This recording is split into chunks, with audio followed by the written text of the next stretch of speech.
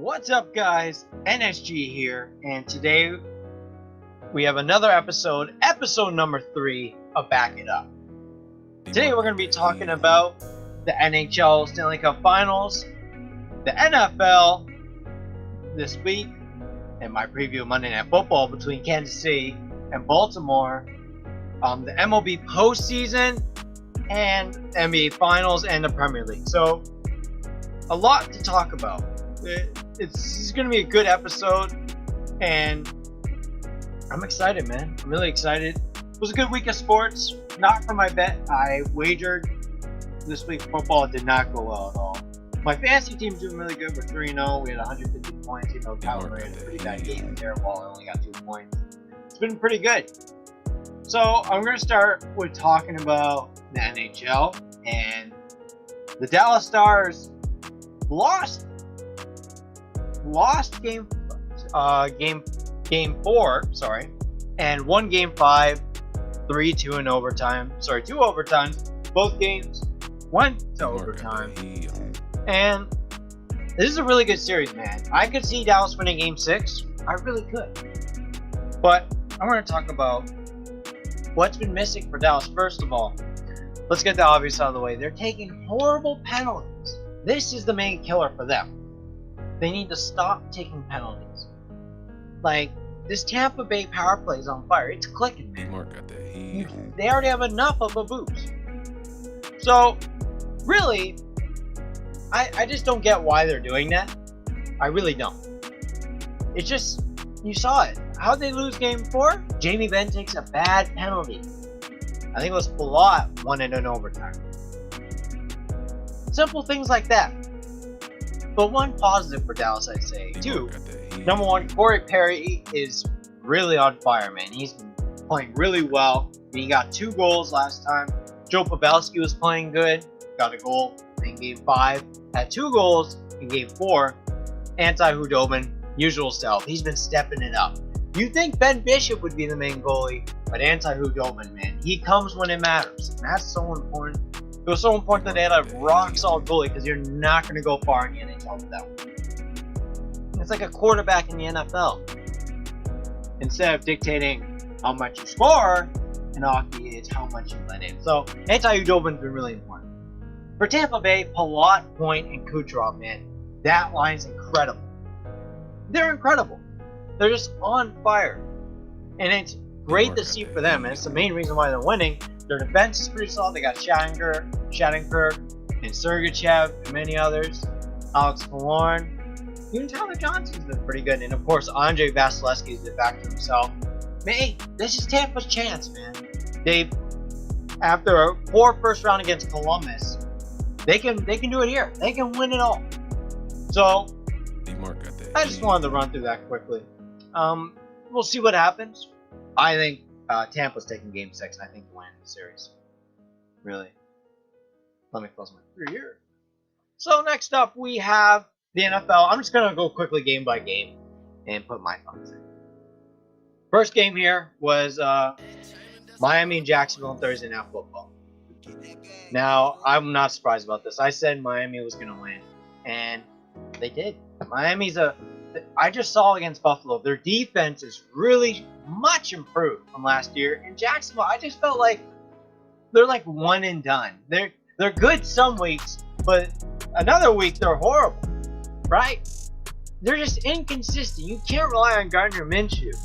You really can't. He had a lot of completions late, but he had that 1 interception. James Robinson was their main source of offense. He led the team in receiving yards and rushing yards. I picked them up and threw them in my lineup because I didn't know about Devontae Adams. Boy, that paid off to get me 30 fantasy points. Not too much to say other than that, other than Minshew lost a fumble. On defense, Miles Jack was pretty good. Miami, they just got a solid offense, solid defense. Ryan Fitzpatrick isn't bad. They tried to establish their running game, and once Fitzpatrick can go out and play action, then he can find receivers like Devontae Parker and Jakeem Green. So against Jacksonville, there's no surprises here. Miami's defense was really good. Really, really good.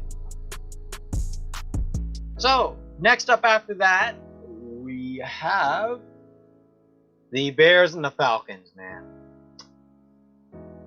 I bet on the Falcons to win this game. and it hurts. They were doing so good. Matt Ryan was on fire. He was dishing the ball left and right. Calvin Ridley was doing his usual thing. Julio Jones, all of them, bro. They're a great team. Mitchell Trubisky was playing poorly. Todd Gurley was running that ball hard. They were doing fantastic. But then they choked again. They blew it again. I don't know how they do this stuff, man. How are they 0-3? How? Looking at the Bears, Trubisky was god-awful. Like, yeah, one good carry for 45 yards. That was a good play. Montgomery, not too surprising. Allen Robinson was really good. But Nick Foles came in, and man, did that guy step up. Nick Foles, credit to him. He's always ready. And it's good to see him do good. Chicago. Maybe he'll be the starting quarterback. We'll see. So, after that, we have the Rams and the Bills. And the Bills almost blew a 28-3 lead. Man, shades of Atlanta right in this one. And early on, Josh Allen was throwing that ball really well. 4 touchdowns, only 1 pick. Devin Singletary was running the ball. They have a lot of good receivers. Defensively, they were playing really good. They have a great defense. And Jared Goff wasn't throwing the ball well. Darrell Henderson was good running, but other than that, there wasn't much going. Then LA came back. Credit to them. Even though I really thought they had this game, they came back. They made it a good game. Luckily, the Bills got off late.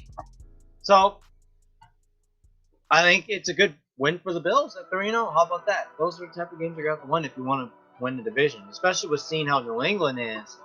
It's going to be tough. It's going to be a battle to the end, really, for that division. Next up, we got the Browns and the Redskins. We can quickly run over that one. The Browns suck, but the Redskins are worse. Nick Chubb is a great running back. Baker Mayfield is no great quarterback, and Dwayne Haskins throws 3 interceptions. When you throw 3 interceptions, you're going to lose the ball game. So,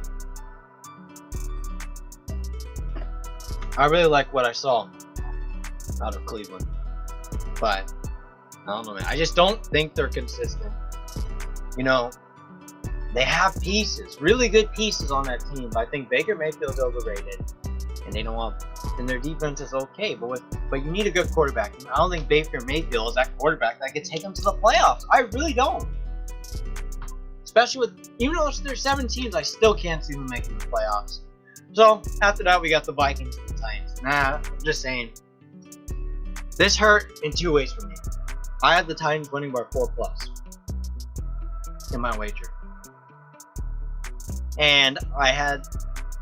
So not only did, and I'm a Vikings fan, not only did my team lose, the Titans couldn't even win by 4. They won by 1. Like, come on, man. They even played good and they still won. Kirk Cousins, he was looking great early. They were stopping Derrick Henry, and he had to throw those 2 interceptions. He almost threw another one, but Clowney got called for a block in the back. It would have been a pick 6. Justin Jefferson really showed out. He really showed out. 2 fumbles also. And on defense, Harrison Smith was pretty good, but not many other players were good. No Anthony Barr really hurts. Derrick Henry started to pick it up late, and he had 2 touchdowns. Brian Tannehill didn't have a great game either, but they still found a way to win. And that's, you know what? If you want to be a good team, a good playoff team, you got to find ways to win even when you're playing bad. And that's something Oakland didn't do, as we're going to feature them in the next game. Really, New England's offense just showed out, and Las Vegas didn't show up. They had their moments, but they just weren't there. 3 fumbles, you're going to lose the game that way. What can I say? There's no surprises there. You lose 3 fumbles, you're going to lose the game. Especially to a Bill Belichick team that has a good offense and is supposed to not have a good defense. But you keep turning the ball over. Especially Derek Carr. 2 fumbles, man. After the first one, you should be able to protect the ball. I took Oakland, and man, did they fail. Next up is San Francisco. Backup quarterback or not, the Giants suck. No Saquon Barkley. This wasn't even a contest. Let's be real. Nick Mullins, you know, he can throw 10 to 15 yards. That's all he had to do because they can establish a running game with Jerick McKinnon, and then they have a few receivers. Like, the Giants are trash, man. Daniel Jones is so bad. Like, he was their leading rusher. Devontae Freeman had 5 carries for 10 yards. That's crazy. How was Daniel Jones their leading rusher? Daniel Jones' rushing yards was almost more than the leading receiver's receiving yards for the Giants. That's how bad they are. So, we don't need to spend much time on it. The Bengals and the Eagles, I had the Bengals winning. I actually wanted a tie, but my dad picked the Bengals winning. And then it ended up being a tie. Look, if I'm a Bengals fan, I'm actually really happy with what I saw. The core is there. Joe Burrow is a great quarterback. He is really special. He's going to be great in the future, man. With Joe Mixon, Tyler Boyd, Giovanni Bernard, T. Higgins, A.J. Green, they got a good core rushing receiving. They just need to improve their offensive line and improve them defensively, especially with their corners and their linebackers. Defensively, they really got to the quarterback. They did a great job. Dunlap was really good. Even Mackenzie Alexander was really good. Corner. For the Eagles, man, they are in trouble, man. This team is trash. This team should tank. No joke. They have no offensive protection for Carson Wentz, and Wentz isn't making many decisions himself because he's worried that someone's going to get to him. If his first read isn't open, he can't get to the second read because he thinks someone's going to get to him. And the defenses are starting to get to him a lot. So, that's the issue with the Eagles. They're really bad. I feel bad for Carson Wentz. The dude comes back from injury, just gets slaughtered. Think of it. Jalen Reagor and Jalen Hurts. That's your first two picks right there, Howie Roseman. That's who you pick. Instead of improving your offensive line, improving your defensive line. Bro, like, Jason Peters, man, that guy got beat so many times. It was crazy. Pittsburgh ended up beating Houston. I took Pittsburgh here. I was really happy about that. They were down early, but you know what? They have a great offense, a solid defense. They could really make a run in the playoffs. I like Chase Claypool for them. Houston's a good team too, but I think Pittsburgh's defense just really showed up late. And James Conner started running the ball well. And Ben Roethlisberger has many options across the field. Not as many, I think, as Houston. And I think defensively, Pittsburgh is really good. So, solid win for them, even though they were behind and they came back late. It's unfortunate Houston's 0-3. They've had to play 3 good teams. Next up, the Jets, who play like they're not even a football team. And the Colts, who, well, their defense just went off on Sam Darnold. He threw 3 interceptions. That's all you gotta say. Like, Philip Rivers didn't have to do much. Jonathan Taylor, I like the prospect of Jonathan Taylor. He's a great running back out of Wisconsin. I think it was close to winning the Heisman Trophy. So that was pretty good for them. Panthers get the first win, and it's their first win since week 9 of last year. That's crazy. That's a long time, man. That's a long time. I can't even lie. So, looking here, not much to take away other than the Chargers' offense was pretty bad. Teddy Bridgewater didn't do too much. 22 for 28. That's what you're going to get out of Teddy Bridgewater. Not too many yards. Herbert has an interception. And late on, it was Carolina who came up clutch. Tight game. Two bad teams that aren't making the playoffs. Next up after, we have the big upset of the week, which was the Lions over the Cardinals. And I'm telling you, the Lions are like Robin. They take from the rich and they give to the poor. They're so good against these big teams. They play great. Cardinals are a great team. They were all over Kyler Murray. Did not have a good game. 3 interceptions, and that's why they lost, I think, really. And they just play their game. Against bad teams, they're just god awful. I don't get that. But you know what? Credit to the Lions. They needed to win that game. You cannot go 0-3, man. Not many teams that go 0-3 make the playoffs. Next up is a team that is 0-3 now. The Denver Broncos, who lost to the Tampa Bay Buccaneers. Tom Brady.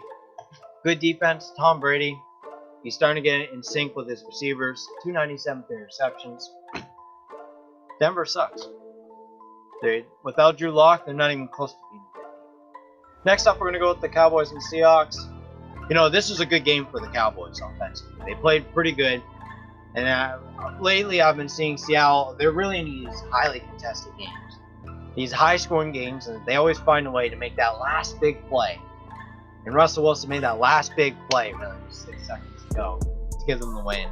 5 touchdowns, man. This guy's going to win MVP this year. And who else is going to compete with him? So many touchdowns, so many good throws. He has DK Metcalf also with him. and Tyler Lockett. Greg Olson's a solid tight end. Good running with Chris Carson. I can't blame the Cowboys. They really do have a good team, but Seattle's just their top team, playoff team. So,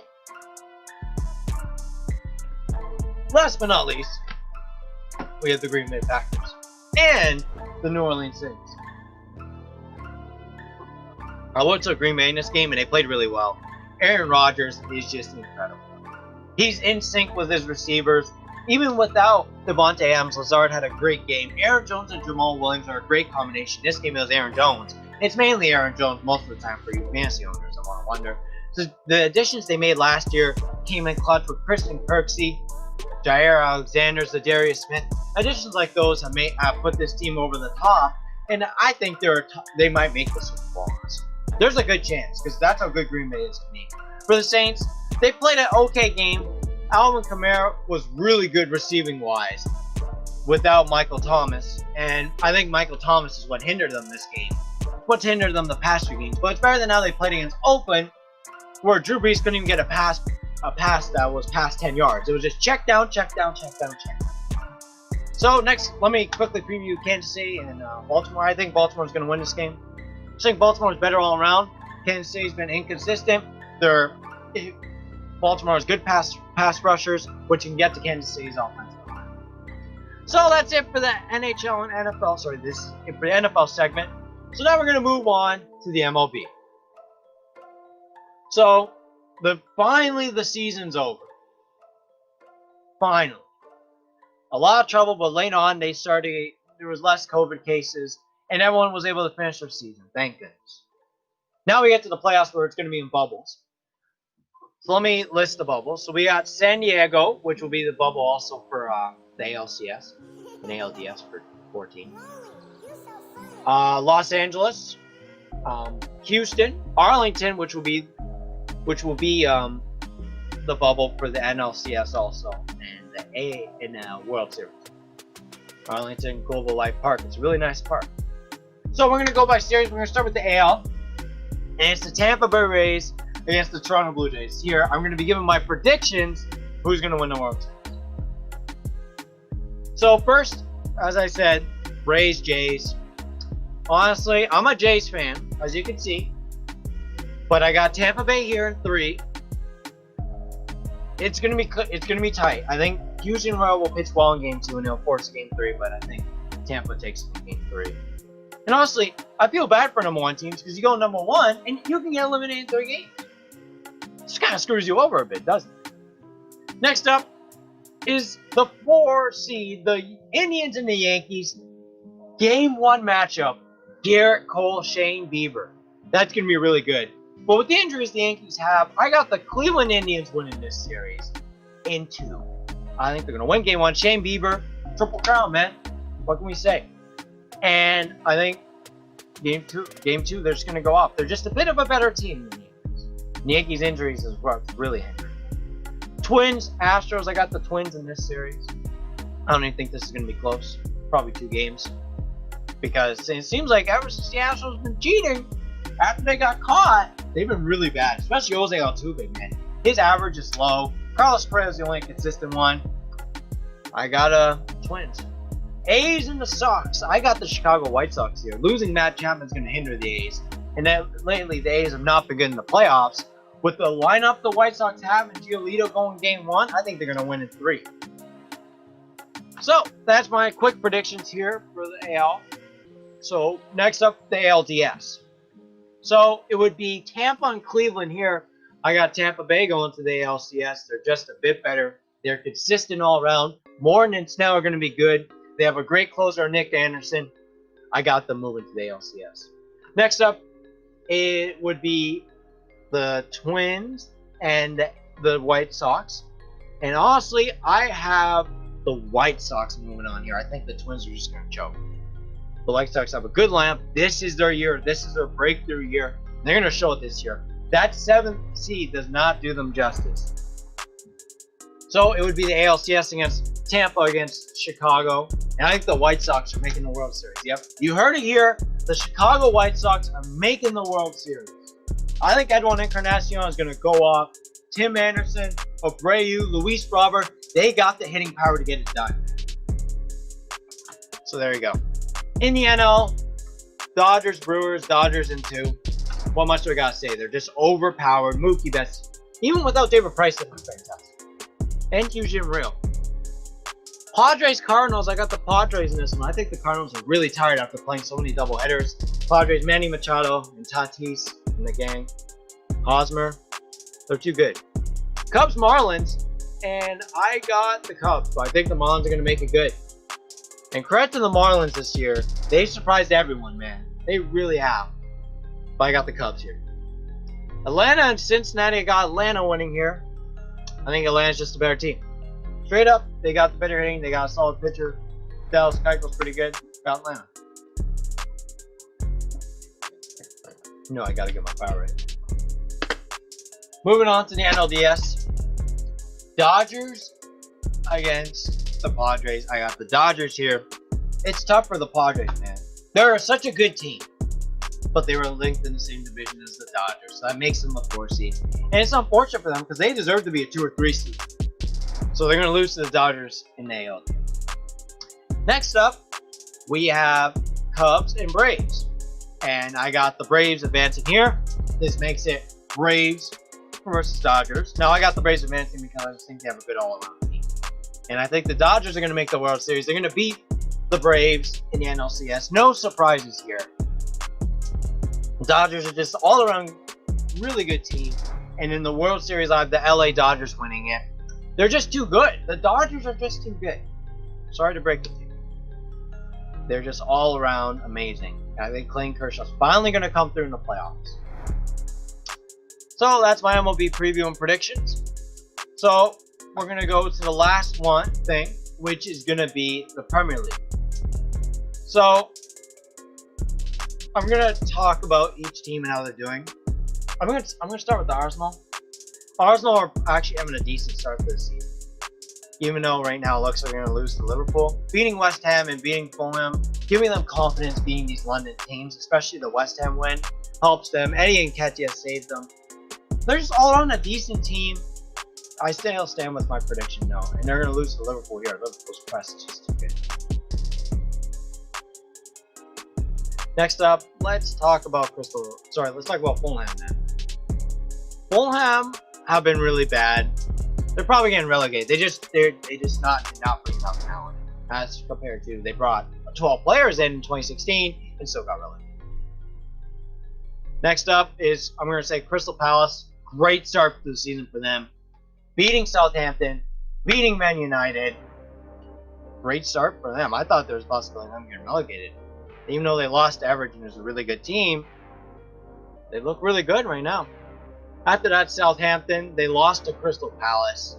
Then after Southampton, they lost to Tottenham, but they beat they beat Burnley. This will be a tough year for Southampton. I think they do survive still, but Danny Ings has been so crucial to them, and hopefully Che Adams steps it up. They're an okay team, mid-table team. After that, we are talking about Liverpool. Just barely beat Leeds first week. Beat Chelsea 2-0 through the Kepa. And it looks like they're going to beat Arsenal. Not too bad, man. I still got them finishing third, but you know what? For a title-winning team, this is really good. After is Leeds, who's been really good. Almost beating Liverpool, beating Fulham 4-3, and beating Sheffield 1-0. They're an open-end team. They're fun to watch. They're going to survive. Marco Basilia is a great man. After we got West Ham, we lost to Newcastle 2-0, lost to Arsenal, but beat Wolves 4-0. It's kind of weird. Losing to Newcastle is not the greatest. They really got dominated that game. And Arsenal, they were really close. And then they just beat Wolves 4-0. So it's interesting to see how it goes. It's going to be a battle for the bottom for them. Next up, we have Newcastle, who won 2-0 here. Lost 3-0 and then against Brighton and drew 1-1. They're not that good. Let's be real. They shouldn't have drew 1-1 against Tottenham. They're a mid-table team. Not too much to say about them. Callum Wilson and Ryan Fraser are good additions. West Brom lost 3-0 against Leicester. Here they lost 5-2 against Everton, and then they drew 3-3 against Chelsea. First 2 games they looked at. Their defense is not good enough. And then Chelsea, they looked amazing. Mateus Pereira, Callum Robinson was playing good, but then they blew the lead. But you know what? It's Chelsea. It's a really good team. They shouldn't even be up against Chelsea. So I don't know what to make of them right now. But do I see them making it past the bottom 3? I don't. I still don't see them making it. Their defense is not good enough. But man, that Mateus Pereira guy, he is special. He should be in the Premier League for a long time. After that, we got Leicester City 3-0 against West Brom. Then Leicester City won 4-2 against Burnley. And then Leicester won 5-2 against Man City. It's been a great start for Leicester. What a win against Man City. 3 penalties, but Jamie Vardy's been on a roll. He's on a roll. They're a high-scoring team. Defensively, they've been okay. It's been an amazing start for them. Next up is Tottenham, who's not started good. They lost 1-0 against Everton. They beat Tottenham, so they beat Southampton 5-2, and then they drew Newcastle 1-1. Look, let's be real. They should not have drawn 1-1. That was not a penalty. Just because Eric Dyer has hands doesn't mean it's handball. So, I give them a pass for that, but the Everton loss was not good. Everton's been really good this year, though. So, moving on, we're going to talk about Everton. And Everton beat Tottenham 1-0. They lost, so they beat West Brom 5-2. And they won 2-1 against Crystal Palace. Dominic Calvert-Lewin is on fire, man. Their signings are great. Allen and Yames, Rodriguez. They've just been great. Carlos Ancelotti is a great manager. No surprises. Next up is Sheffield United, who lost 2-0 to Wolves. Lost to Aston Villa. And lost to Leeds. They have not been good. And ever since the restart, they have not been that good. They've just been inconsistent. I think they could still survive, but they gotta watch out, man. Just because they had a good start last year doesn't mean they're gonna survive for sure. Next up is Wolves, who beat Sheffield United 2-0, lost to City 3-1, and lost to West Ham 4-0. It's been a bad start to them ever since they lost to Sevilla. They got knocked out of the Carabao Cup. This happens when you have a good season. Sometimes you can have a downfall after that. Hopefully they get back to good form, though, because they've been a great story ever since they came up in the EFL Championship and all the Portuguese players they signed. So after that, we're going to talk about Brighton, who lost 3-1 to Chelsea, beat Newcastle 3-0, and almost beat Manchester United 3-2. It's been a great start for them. Beating Newcastle, they played amazing, and they should have beat Man United, man. 5 posts. They dominated the ball. They were better. They were just flat out better. They're a good team, and they're here to stay. Last but not least is Chelsea. And Chelsea beat Brighton 3-1, lost to Liverpool 2-0 because of Kepa, and then drew 3-3. Their defense is bad. I'm worried about them now. I really am. Their defense is that bad. I'm so worried about them. And they got to get defensive improvements. Ben Chilwell will help, but Thiago Silva's got to get it together, man. They need that center back to go with Christensen. That's really good, like City got with Ruben Diaz on Sunday. And I'm worried. I really am. They got some good playmakers, but man, did they not show up against West Brom until late.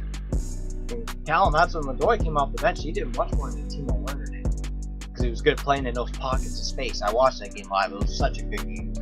A great game for West Brom and Chelsea. So that's it for that. Looking at the score, it's 2-1 Liverpool right now. And I think Liverpool beat Arsenal. It's the 88th minute. So last but not least, let's talk about the NBA. I honestly think that game between the Nuggets and the Heat was so ridiculous. The Nuggets were treated unfairly. So many foul calls should have been on LeBron and the Lakers. Dwight Howard, that guy is a coward. Screw you, Dwight Howard. Honestly, bro. Likes to annoy people, man. I hate people like that. Yeah, Patrick Beverly. Oh, it's 3 on Liverpool. There you go. So, really, the Heat made the final. They got some great players there. So let's preview it. Heat get past the Celtics. Lakers get past the Nuggets. So looking at the Heat, Goran Dragic is my key for them against the Lakers. He needs to win that point guard matchup against Rajon Rondo. He must win it. Because with LeBron and AD, you need Goran Dragic dominating the pick and roll, and Bam Adebayo. Him and Bam Adebayo need to be good. We know Jimmy Butler's going to be good. We know Tyler Hero's going to hit shots. And we know Duncan Robinson's going to hit shots. But when Goran Dragic is rolling, he finds others, he's a threat on the ball, and it creates problems for the defense. For the Lakers, it's so important that their defense is on point. This is why Danny Green is important, because even though he's not making shots, he's good defensively. This is why he's good on the plus minus, because he gets stops, and other people hit shots for him. So, I think the Lakers will win in 6. But the Miami has a chance, man. You can't say they don't. Even though the refs love to rig it for the Lakers, Miami has a chance. I bet every LeBron fan just clicked the X button right there after they heard me say it, rig it. But honestly, the Heat have a chance if their shooters can heat up. Goran Dragic runs the pick and roll well, and defensively, Bam Adebayo locks up AD. It's so important that he does that. And maybe you play a big lineup, and then Bam Adebayo plays the 4 instead of Crowder. You put Myers Leonard and Kelly Olynyk in at the 5. I could see that happening. Or they play a zone and Bam Adebayo protects the paint, where others can cover AD. But the reason why they probably can't do that is because AD stretches the floor. Well, Tice, if you get a hand up, it's definitely not going in. That's why you can play on it, play a zone, because you need to stop Kimba on the ball. The others can't create. AD and LeBron, they can create. Rondo, he can create. This could cause some big issues for the Heat, but Eric Spoelstra is a great coach, and he could find a way, man. Jimmy Butler, it's been great. Hero and Robinson have been great. So they're going to get really tested against this Lakers team. They really are. So that'll be interesting. As again, I said, I think Lakers are going to win 6. So guys, this is it for the podcast to back it up. I hope you guys like the face cam for this. As always, like, comment, and subscribe. This is NSG. Thank you for everything.